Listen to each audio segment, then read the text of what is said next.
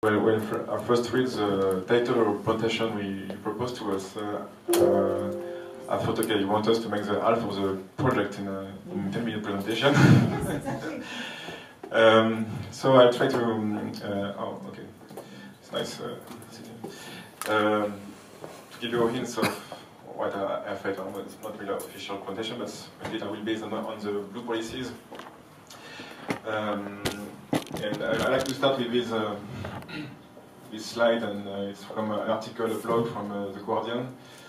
The title is interesting, like the greatest threat is ignorance. And I would say at the end of the presentation is ignorance, but also, we say in French, obscurantisme, je ne sais pas si on peut dire ça, misperceptions or wrong knowledge, which is kept transmitted by on purpose or not on purpose, but also transmit the wrong behaviors or alters the message we want to pass. So the EU blue policy context, I will try to be brief there, because then my colleague from the Jurmala will speak about that maybe also tomorrow. But of course, Europe is an important blue continent, or blue community of states with a large coastline. 20% of the exclusive economic zone of the world is European, and the EU blue economy represents an estimation of 5.4 million jobs and a very important GDP value for the EU economy. So there have been like lots of policies dealing with marine environment or maritime sectors, 200 sorts of policies, but very like sectoral, verticals, and also we have a development of also community research and the management of the need for science and policy dialogue and policy based on science, especially with the ecosystem-based approach to policy design.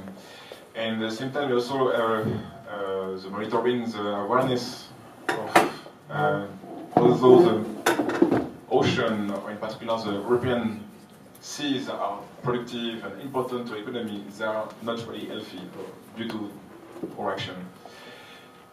And there have been an evolution of the blue policy context with the need and management that we need a more integrated approach to move towards the ecosystem-based management, and not to do more like vertical, but to invite cross-sectoral approaches, and to have then an integrated maritime policy proposed in 2008, together with an important maritime pillar, which is MSFD, Marine Strategy Framework Directive, which embedded like, an important pillar also, which is a blue growth agenda, and then the revision of the CFPs and several communication spin-off from the blue growth agenda. So I will not go into detail of all the EU blue policies, and just a quick views of the approach. So the integrated maritime policy was not to replace more policies, but to invite to do more about what exists, invite the dialogues, and involve the sectors and the different stakeholders in the definition of implementation of sub-policies. The Blue Growth agenda, which is the spin-off of the Europe 2020 agenda for a smart, inclusive, and sustainable economy. Smart meaning like based on knowledge and innovation, and sustainable to protect the assets, the natural resources asset. Let me get back with my, what I wanted to say that the innovation is, the really important thing in our topic here is like this evolution of these policies were also a lot defining, using public consultation to address specific sectors of blue growth, and public consultation like open to the public to express their feelings, opinions, perception about evolution of a sector. And to do that, even though the policy requires, you need also to have then the public aware or able to understand, to have the knowledge and to understand that knowledge, to be able to reply, and to be aware also that the consultation is open to them. And not, so they need to be an important capacity of transmitter to develop a science-citizen interface, which is not yet the case when we develop these kind of policies. It's true also for, because I wanted to make a short travel to the North Atlantic as a spin-off from the Blue Growth Sea Basin strategies. We have an Atlantic strategy, and beyond that, we developed also a cooperation, international cooperation agreement with North America, US, and Canada, defining specific priorities, which includes Atlantic seabed mapping, aquaculture, ocean health and stressors, ocean observation and prediction systems, and marine litter, as also linked to the G7 Science Minister declaration in October 2016. But also, very interestingly, the ocean literacy here was a specific topic of cooperation, and it's thanks to that we have this project here as well as sea change, because we needed to reinforce the capacity of Europe to cooperate, and because also this topic was acknowledged as very important to conduct blue policies and to conduct our objective of a blue growth and a sustainable blue economy. So the objective retained in this cooperation is to make future citizens ocean literate so that they understand environmental challenges and policies and make informed and responsible decisions based on ocean stewardship. So this is a working group where the project are part. It's an open group. And we have colleagues also in EU and Canada trying to bring their stakeholders into the discussion.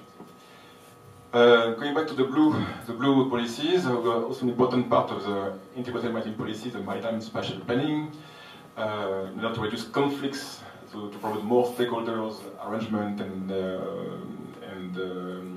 employs also the protection of the environment, like how to build on the fact that we have economies which affect, which only have prosperity and welfare, but also affect these resources on which we base our prosperity and economy. And we need to protect these resources. And also, maritime spatial planning involves also the involvement of participation of the public into the definition of planning of the marine space. So we need the people to have the knowledge and the understanding and the awareness of this possibility to participate in their local policy making.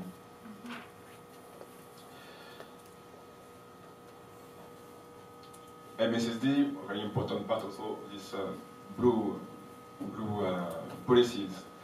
So it's about achieving good environmental status by 2020. It's been also a long, behind that it's interesting to see that it's been a long process of consultation before coming to the MSFSD in 2008. It started in 2002 with a review of also environmental policies in 2005, large stakeholders from multi-sectors consultations. So it's a strong legacy of developing a science-based policy, but also opening to the public engagement into the development of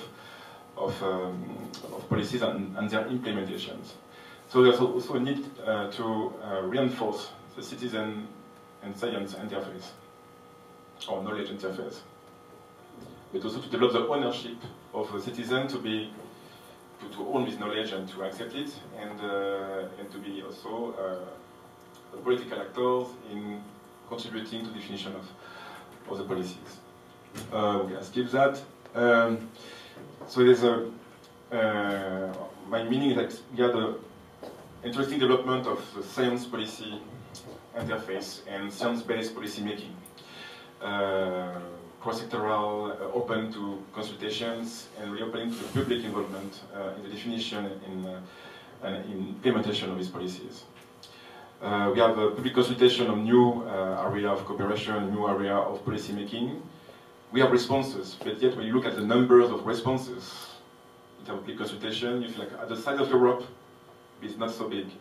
Why? Because people have to be aware that the public consultation is open on the website, despite we have mini relays at national levels, but there's a limit to how to also bring people or to reach people. We are not connected every day to the internet, on website, or information line linked to the blue environment.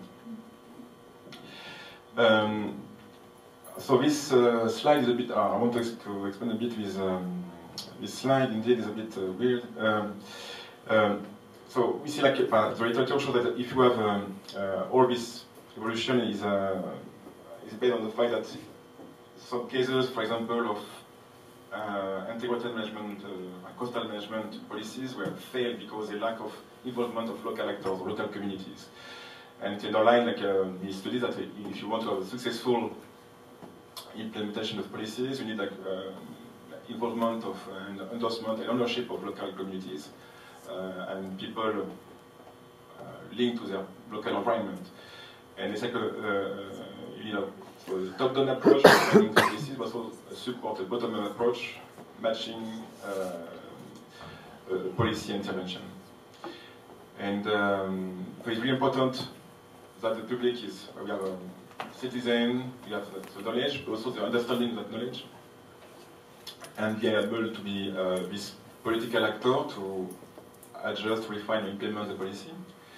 But also, I would say to, because even though we are reaching a quite ripe level of policy making based on science, I would say the intermediate policy level, but what we are missing, I want to see in this slide, is the higher policy level. I mean the politicians who are going to polls, who are hunting for votes. They have an example here where the literacy is missing. We have the French race for the presidential elections, and recently we had a candidate going to La Réunion Island. We have a big problem with sharks attacks, and we have for the past 5 years, the local authorities have been like quite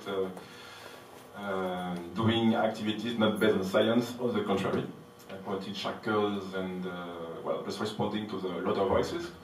And the candidate just to hunt voices, like okay, we need to continue to hunt sharks and to question even the existence of the marine protected area, which has been created after 30 years of consultations and science-based policy making and fight and consultation with local actors.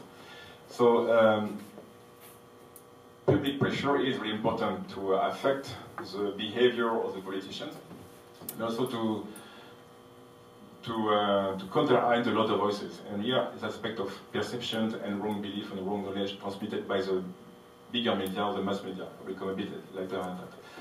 Also in terms of politicians or the high level of politics is, for example, we have also science-based policy, which is the CFP, and we have also the quota, annual quota defined, based on scientific estimation of works. But the final quota decided is by the EU fisheries ministers from different countries. And often the quota selected, agreed, is not the quota proposed by the science.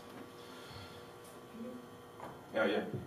So I would, so what knowledge, I mean, I would say common sense, like how to understand or part of the ecosystems.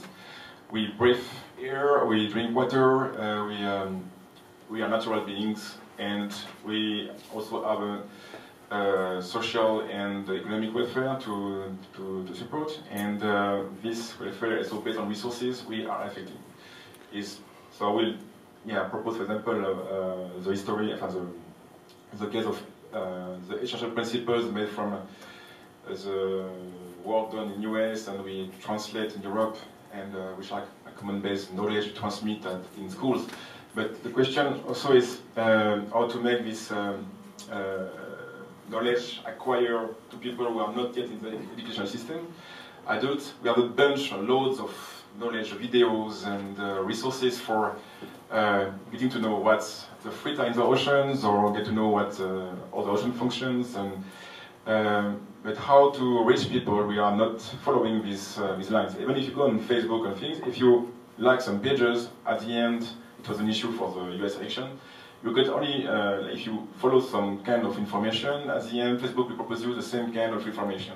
So if you are not liked only something in blue, you will not get any information about blue things. Even though you have a high agenda, a lot of activity, if you are not really linked to this kind of topic, you may not necessarily be aware of this information or these resources.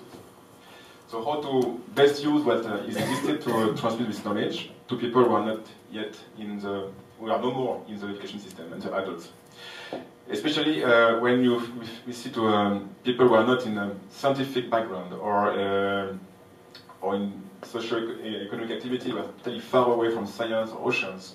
And when they come back from 8 hours day job after 2 hours of transport and taking care of the kids in the morning and in the evening, how to get them getting some knowledge, understand it, and then being an actor with the time frames they have as entertainment. So if you go to watch football or see some funny videos with elephants or cats. But that's the truth, and people are so busy and exhausted, especially in countries and everywhere. But the access to knowledge is limited. We can have, as the question I asked you or to this project, to propose new ways of getting beyond the tool we have to get people touched by knowledge and they can understand it and that they can act as, later on, as responsible consumers and political actors. And I will finish then the importance of this, like my colleagues said, like you need to also be able to care and to develop ownerships and attention to these topics is about environmental issues in general and to have environmental literacy in general is to make people, I think, emotionally moved or to be to care about something which is beautiful, amaze them, provide them like non-valuable resources, but just like amazement, happiness, and relaxing, and like life is worth watching, worth to protect, and beyond just the economic asset, like it's worth to get something amazing and makes the life so amazing to see on Earth. And to that, we talk about creativity and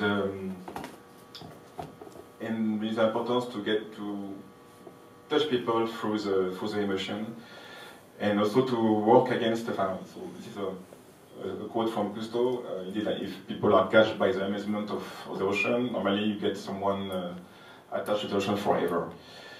And but to conclude with the wrong perceptions, some people really know that I'm a shark advocate, but typically with also the Réunion Island issue, mass media is about entertaining, catching attention. So as soon as a surfer is beaten around the world, it makes the world news. And so some movies make the shark, the bad guys, the monster to kill and not to care. But when you get to know what are the shark reality is, how many deaths actually happen, and that they are not bloodthirsty animals, that actually their position in the food chain makes so important that if they disappear, the food chain collapses, and at least the resources disappears. That many cases demonstrated in the literature. And so it's very important to give the teaching, to make people understanding. And I like the quote, like, when you understand and some things, we can really love it. And then when you love something, you protect it. Thanks for your attention.